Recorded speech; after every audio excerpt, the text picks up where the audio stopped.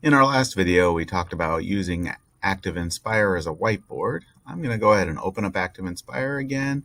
As a reminder, it is this icon here with the whiteboard on it. Clicking on ActiveInspire will open it up on your computer. If you click the same button, it will minimize it, open, minimize. That's an easy way to get from one program to another on your Windows computer, by the way. Now we're going to focus on using the pen a little more intuitively. So the pen tool is on your main toolbar right here. It looks like a kind of fancy fountain pen. Right next to that, you'll also have the highlighter. And just under the pen, you'll have the eraser.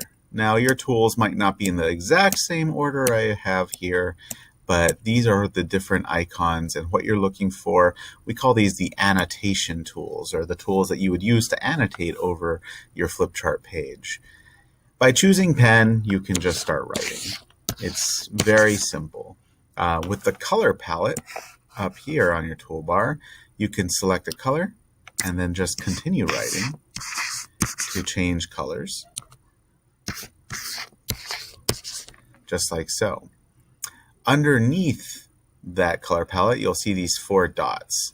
These are your preset size, the thickness of your pen. So if I click that tiny little dot, my pen line will be that thick.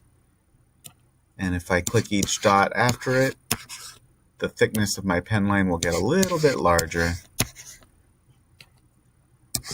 The purpose of the dots is to give yourself a bolder pen line, but as you'll notice, it'll keep it legible. It'll never be so thick I can't read it. Underneath those dots, you'll have this slider. Now that will get super thick to the point where you can't really read the words you're writing because the pen line is so thick.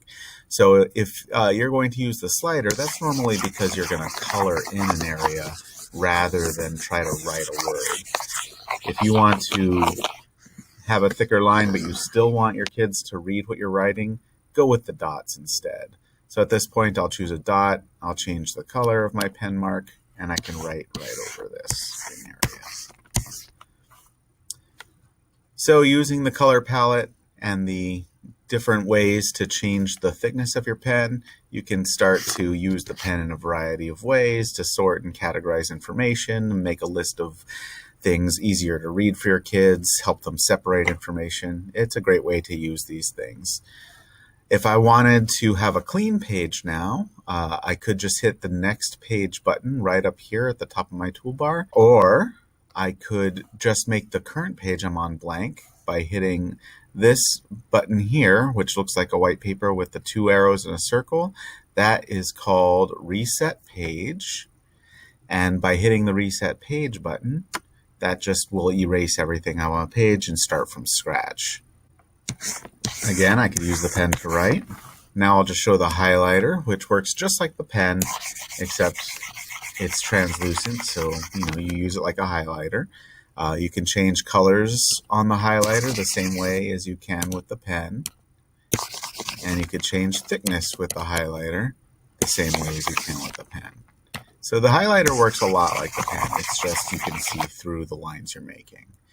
And finally, the eraser, as you probably guessed, erases your pen marks and erases your highlighter marks.